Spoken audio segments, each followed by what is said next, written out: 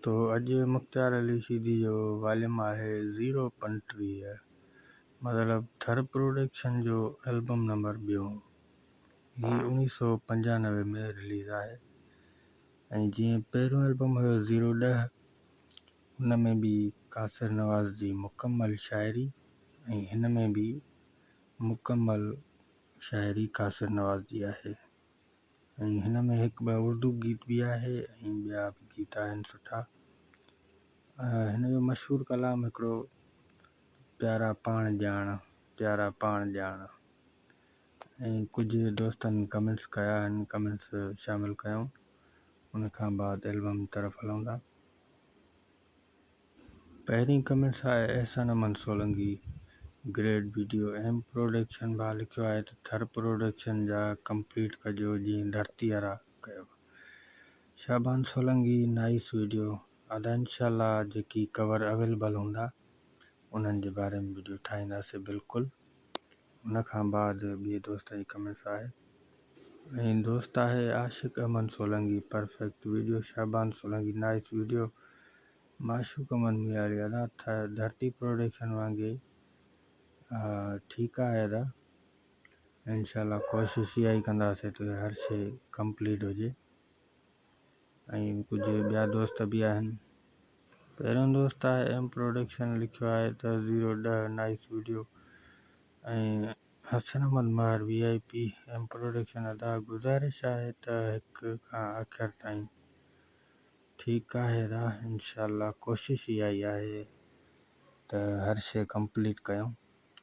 तव्हां कमेंट्स कयो पिया, तव्हांजे शौक़ जे करे ई असांखे बि शौक़ु थियो आहे इहो कमु जारी रखण जो। वॾियूं महिरबानियूं। नवां दोस्त जेके आहिनि उन्हनि खे इहा ख़बर न आहे त हीअ मतिलबु रिलीज़ इंफॉर्मेशन वीडियो आहिनि ऐं हिन में कोई बि गीत शामिल न आहे। हिन में तव्हांखे कलाम ॿुधाया वेंदा, कहिड़े साल में एल्बम आयो आहे उहो ॿुधायो वेंदो। ऐं हिन सां गॾु जेके मुख़्तियार शीदी जा एल्बम आहिनि, कुझु पुराणा बि आहिनि थर प्रोडक्शन जा, उहे बि गॾु ई शामिलु कंदासीं। छो जो हीअ कुझु वफ़क़े खां बाद एल्बम आयल आहिनि। मतिलबु त वफ़क़े जो मतिलबु ईअं आहे त हाणे मुख़्तियार शीदी जा जेके पहिरियों थर में एल्बम आया फस्ट टाइम, उहे इलाही पुराणा आहिनि, 80 88 जे दौर जा आहिनि। 2-3 एल्बम उहे आहिनि। उन खां बाद मुख़्तियार शीदी हलियो वियो पारस में काफ़ी नंबर कयईं। उन खां बाद वरी थर प्रोडक्शन में आयो, पोइ 010, 035 ऐं 101 ऐं ॿिया नंबर थर प्रोडक्शन में कया मुख़्तियार शीदी।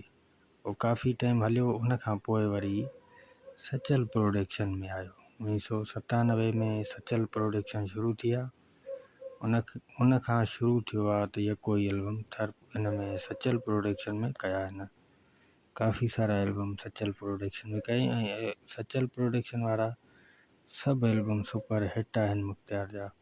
ऐं हलूं था हिन जे पहिरें कलाम ॾे त पहिरियों कलाम कासिर नवाज़, बल्कि सभई कलाम कासिर नवाज़ जी शाइरी में आहिनि।